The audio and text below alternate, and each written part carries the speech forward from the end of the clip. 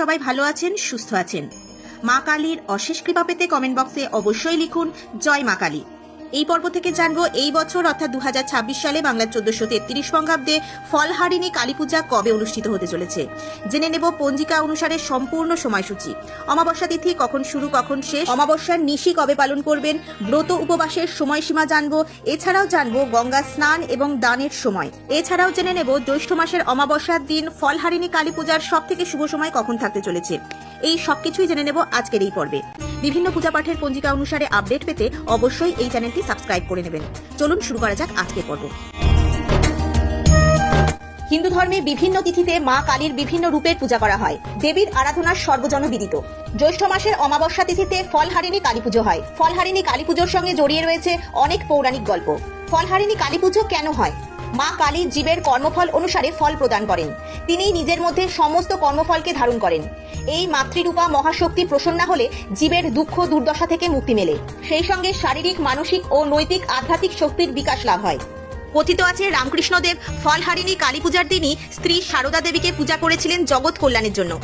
এই দিন শ্রীমা সারদাকে ষোড়শী রূপে পূজা করেছিলেন বলে আজও রামকৃষ্ণ মঠ ও আশ্রমে এই পুজো ষোড়শী পুজো নামে পরিচিত। এছাড়াও 1280 বঙ্গাব্দে জ্যৈষ্ঠ মাসের অমাবস্যা তিথিতে তিনি দক্ষিণেশ্বরে আদ্যাশক্তি সগুণ রূপে পুজো করেছিলেন। সেই জন্য এই দিনটি অত্যন্ত শুভ এবং তাৎপর্যপূর্ণ। শ্রী রামকৃষ্ণ তার মোক্ষপ্রাপ্তির জন্য বিশেষ নিয়মে পুজো করলেও এই দিনটিতে হিন্দু ধর্মাবলম্বীরা নানাবিধ মরশুমি ফল দিয়ে কালী পুজো করে থাকেন। দেবীকে ফল প্রদানেরও রীতি রয়েছে। আম, জাম, লিচু, কাঁঠাল ইত্যাদি রকমারি ফল জ্যৈষ্ঠ মাসে সহজেই পাওয়া যায়। ভক্তেরা তাদের ইষ্ট দেবীকে বিভিন্ন ফল দিয়ে প্রসাদ নিবেদন করে থাকেন। শাস্ত্রে বলা রয়েছে জীবনেও সর্বস্ব, অর্থাৎ একদিকে ফলহারিণী সাধকের কর্মফল হরণ করেন।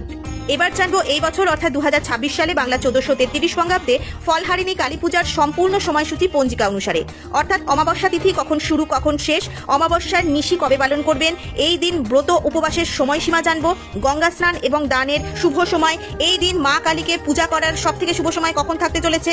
এছাড়াও জেনে নেব ফলহারিণী কালী পূজার দিন অমৃতযোগের সময়সূচি। এই বছর অর্থাৎ 2026 সালে বাংলা 1433 বঙ্গাব্দে জ্যৈষ্ঠ মাসের অমাবস্যা অর্থাৎ ফলহারিণী কালী পূজার অমাবস্যা তিথি শুরু হচ্ছে 15 মে 2026, বাংলার 31 বৈশাখ 1433 শুক্রবার শেষ রাত্রি 4:02 থেকে। অমাবস্যা তিথি সমাপ্ত হচ্ছে 16 মে 2026, বাংলার 1 জ্যৈষ্ঠ 1433 শনিবার রাত্রি 1:51। এই বছর জ্যৈষ্ঠ মাসের অমাবস্যা অর্থাৎ ফলহারিণী কালী পূজার অমাবস্যার নিশি এবং ব্রত উপবাস একই দিনে পালিত হবে, অর্থাৎ 16 মে 2026, বাংলার 1 জ্যৈষ্ঠ 1433 শনিবার। ফলহারিণী কালিকা পূজার দিন মা কালীকে পূজা করার সব থেকে শুভ সময় থাকতে চলেছে রাত্রি 1:51 মধ্যে শ্রী শ্রী ফলহারিণী কালিকা পূজা। এই দিন গঙ্গা স্নান এবং দানের সব থেকে শুভ সময় থাকতে চলেছে। এই দিন ভোর থেকে শুরু করে সকাল পর্যন্ত গঙ্গা স্নান এবং দানের সব থেকে শুভ সময়।